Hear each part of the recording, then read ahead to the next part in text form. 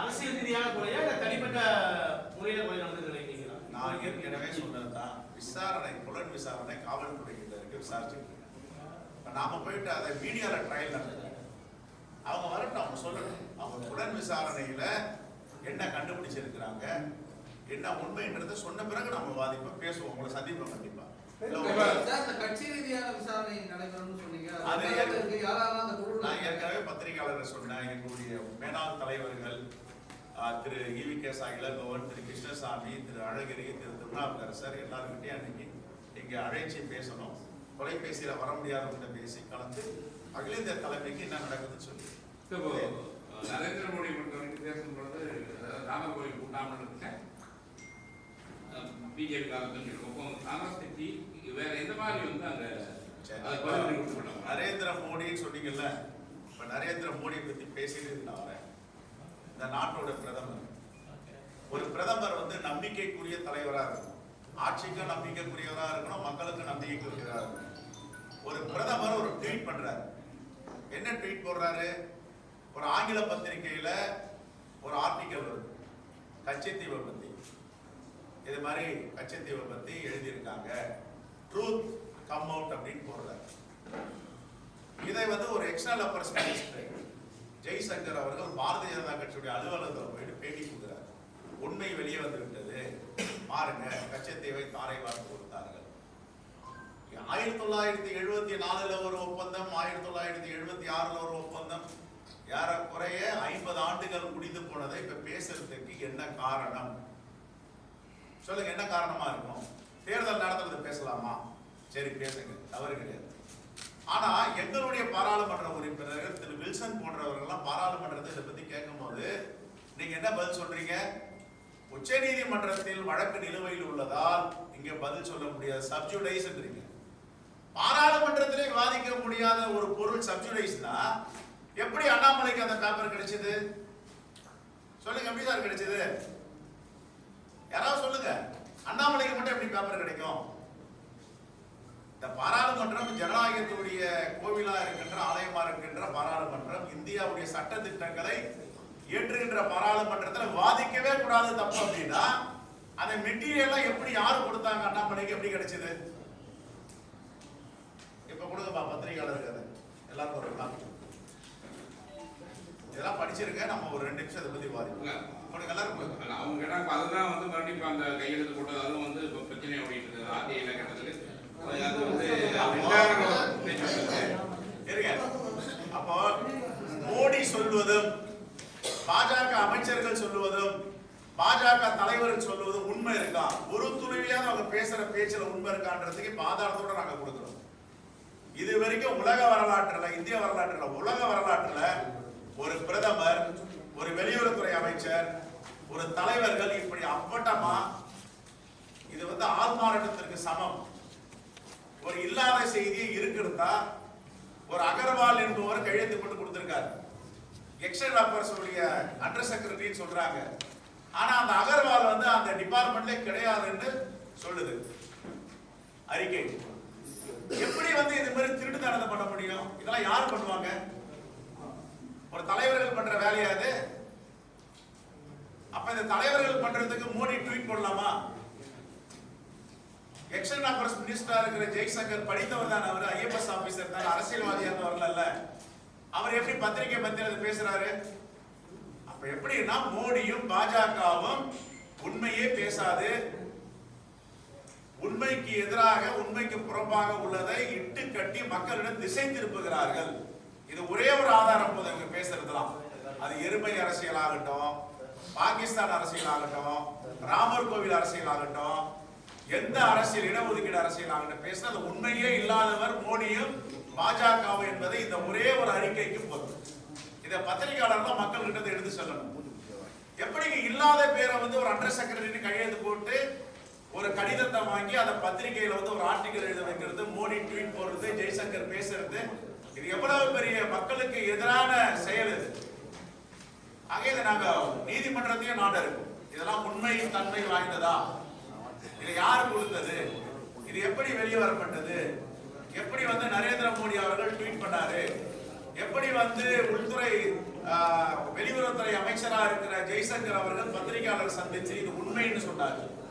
நீதிமன்றத்துல அவங்க பதில் சொல்லிருக்காங்க.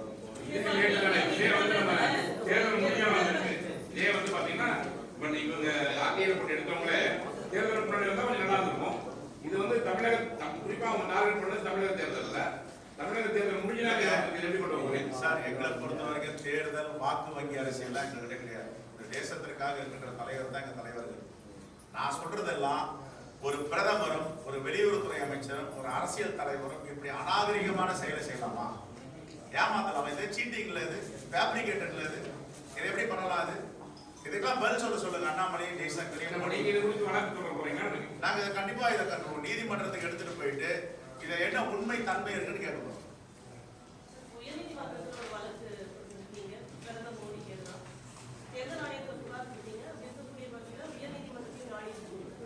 உயர் நீதிமன்றத்தை நாடி இருக்கும். உயர் நீதிமன்றம் சொல்லுது அவருடைய பெயரை சேர்க்க கூடாது, இதை மாத்தி கொடுங்க.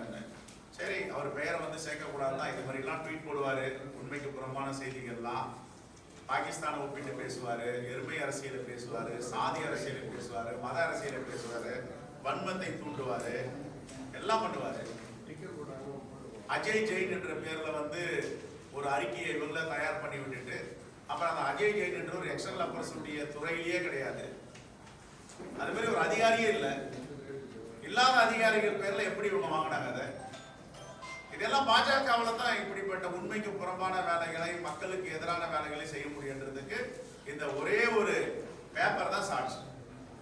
காமராஜர் நினைவிடம் பொறுத்தவரையும் இப்போ இதுக்கு தேர்தலுக்கு முன்னாடி எதுவும் பேசாம இப்போ மட்டும் ஏன் பேசுறாரு அப்படின்னு சொல்லி டபுள் செய்ய கேட்டிருக்காங்க.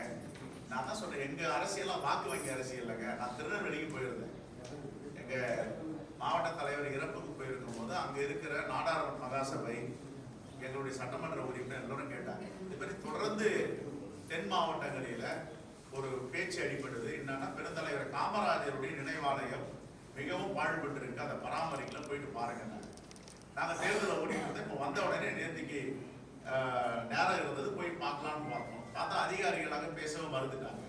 பத்திரிகையாளர்கிட்ட பதிவு பண்ணிட்டு உடனே மாண்புமிகு முதலமைச்சர் அவருடைய அலுவலகம் எல்லோரும் சேர்ந்து இப்ப உடனே அங்க வேலை ஏற்பாடு பண்ணியிருக்காங்க. எங்ககிட்டயும் தகவல் சொல்லியிருக்காங்க.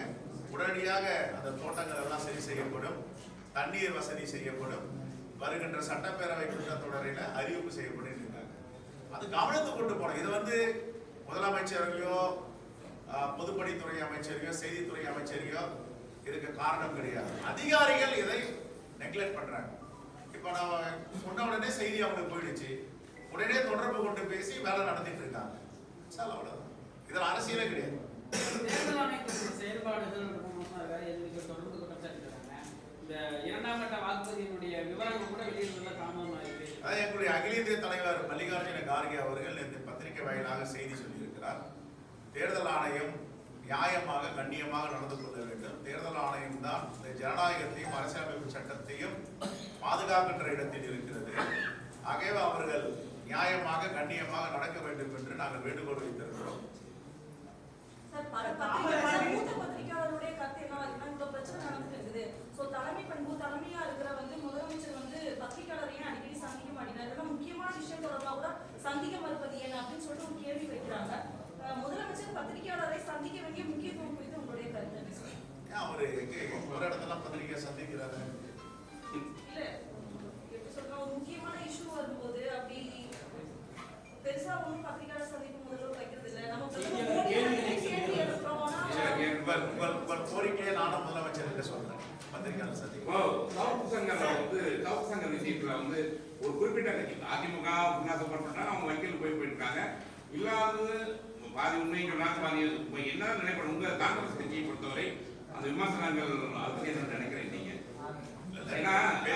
பெண்களை பற்றி பேசுவதை ஒருபோதும் அவதூறுகள் செய்வதை ஏற்றுக்கொள்ள மாட்டோம். இதை வன்மையாக கண்டிக்கிறோம். வரம்பு இருக்கு எல்லாத்துக்குமே.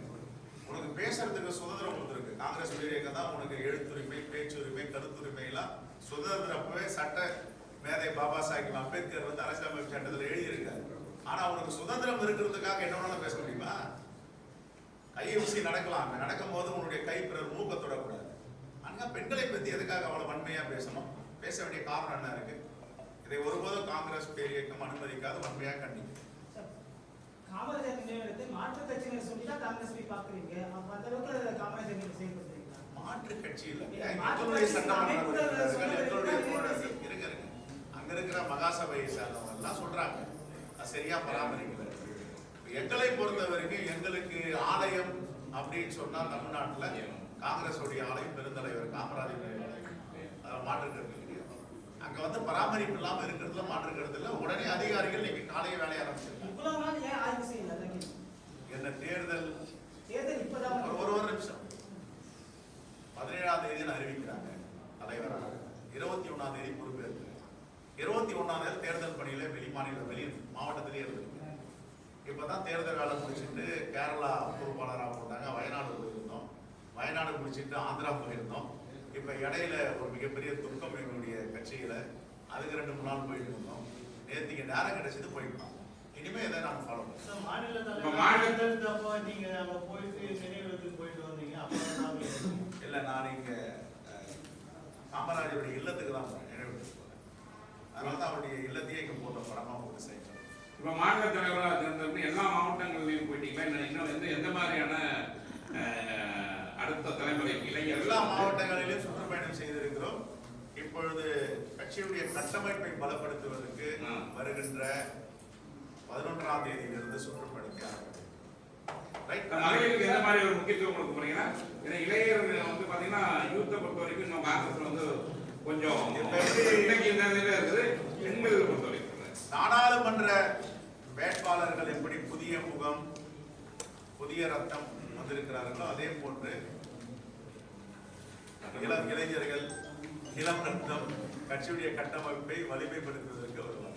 கொடுத்த வாக்குறுதி திமுக அரசு நிறைவேற்றல. 3 ஆண்டுகள்ல விலைவாசி உயர்வு கடுமையாக கொடுத்தாங்க, வெள்ள பாசிட்டு கொண்டு வந்து கொடுத்துருக்காங்க. 3 ஆண்டு மூழ்கடித்த தமிழகம் அப்படின்னு சொல்லி அதிமுக எதிர்ப்பு பண்றாங்க. கூட்டணியில் இருக்கிற திமுகவுடன் சரி, ஏங்க அதிமுக என்ன செஞ்சிருக்காங்க? 10 ஆண்டுகளா சொல்லுங்க. ஏதாவது ஒரு பணியை செஞ்சிருக்குன்னு சொல்லுங்க. கொடுத்த வாக்குறுதியை வந்து நிறைவேற்றிருக்காங்கன்னு சொல்லுங்க. ஆனா எதையுமே செய்யலையே. இவங்க 90 விழுக்காடு நிறைவேற்றிருக்காங்க. கடன் சுமையை தான் வச்சுட்டு போயிருக்காங்க அதிமுக. எவ்வளவு கடன் சுமை? இவங்க ஆட்சி பொறுப்பு ஏற்கும் பொழுது கொரோனா பெருந்தொற்று ஏறக்குறைய வந்து 6 மாதங்கள். அதற்கு பிறகு வரலாறு காணாத காற்றாற்று வெள்ளம், பெருமழை, அதையெல்லாம் எதிர்கொண்டு நிதி ஆதாரம், நிதி சுமையோடு பொறுப்பேற்றவர்கள் திறமையாக கையாண்டு கொண்டிருக்கிறார்கள். அதெல்லாம் மாற்று கருத்து இல்லை. அவரன்னா நாங்க தவற சுட்டி காட்டுறோம், பாராட்ட வேண்டிய இடத்துல நாங்க பாராட்ட கடமை. சட்டம் ஒழுங்கு மிக சீர்கெட்டு இருக்கு, போதைப் பொருட்கள் அதிக புழக்கமா இருக்கு, இளைஞர்கள் மாறி இருக்குங்கிற குற்றச்சாட்டு தொடர்ந்து அதிமுக. இந்த போதைப் பொருள் இருக்கு. இந்த போதைப் பொருளை வந்து கொண்டு வருது யாரு? எங்க உற்பத்தி ஆகுது? போதைப் பொருள் எங்க உற்பத்தி ஆகுது? ஆப்கானிஸ்தான்ல உற்பத்தி ஆகுதுன்னு சொல்றாங்க. வேற நாடுகள்ல தான் போதைப் பொருள் இறக்குமதி செய்யணும். அந்த போதைப் பொருட்கள்லாம் யாரு கட்டுப்படுத்தணும்? ராணுவம் யார் கையில இருக்கு? இந்தோ திபெத் பார்டர் போலீஸ் யார் கையில இருக்கு? ரிசர்ச் அண்ட் அனலைசிஸ் விங் ரா யார் கையில இருக்கு? இன்டெலிஜென்ஸ் பியூரோ ஐபி யார் கையில இருக்கு? சிஆர்பிஎஃப் யார் கையில இருக்கு? சிஐஎஸ்எஃப் யார் கையில இருக்கு? நேவி யார் கையில இருக்கு? கோஸ்ட் கார்டு யார் கையில இருக்கு? பார்டர் செக்யூரிட்டி ஃபோர்ஸ் யார் கையில இருக்கு? எல்லாம் மோடி கையில இருக்கு. சரி, மோடி கையில இருக்கு, அவர் சரியா தான் இருக்காரு. மோடியோடைய நண்பர் அதானியுடைய துறைமுகமான குஜராத்தில் இருக்க கான்லா துறைமுகம், முத்ரா துறைமுகம், இந்த 2 துறைமுகத்திலையும் எத்தனை லட்சம் கோடி போதைப் பொருளை பிடிச்சிருக்காங்க. அதெல்லாம் எங்க இருக்கு? இப்போ கிருஷ்ணாபட்டினம் நெல்லூர் பக்கத்துல ஒரு துறைமுகம், அது யாருடைய துறைமுகம்? எங்க இருந்து தமிழ்நாட்டுக்கு அந்த போதைப் பொருட்கள் இறக்குமதி செய்யப்படுகின்றன? ஆப்கானிஸ்தான்ல இருந்து குஜராத் வருது, குஜராத்ல இருந்து கான்லா முத்ரா துறைமுகத்து மூலமா கிருஷ்ணாபட்டினம் துறைமுகம் வந்து கிருஷ்ணாபட்டினம் துறைமுகத்திலிருந்து தமிழ்நாட்டுக்குள்ள. இது யார் பொறுப்பு? இங்க நேற்றுக்கு கூட மதுரை உயர் நீதிமன்றம் தமிழ்நாட்டு காவல்துறைக்கு பாராட்டு தெரிவிச்சுங்க. தமிழ்நாடு அரசு உடனே வழக்கு போடுறீங்க, பிடிக்கிறீங்க, இன்னும் இதை ஊக்கப்படுத்துங்க. அகையில உண்மையா தானே பேசணும். ஆனா அதே நேரத்துல கவலை அளிக்கிறது. இதெல்லாம் வந்து இன்னும் தீவிரமா கட்டுப்படுத்தணும். அந்த போதைப் பொருட்கள் இளைஞர்களுடைய வாழ்கெல்லாம் வந்து மிகப்பெரிய கேள்விக்குறியா மாறுவதை விடக்கூடாது. இதெல்லாம் கட்டுப்படுத்த வேண்டிய கடமை நமக்கு இருக்கு. அதுலதான் நாம வந்து கடந்து போயிட முடியும். நன்றி, தேங்க்யூ.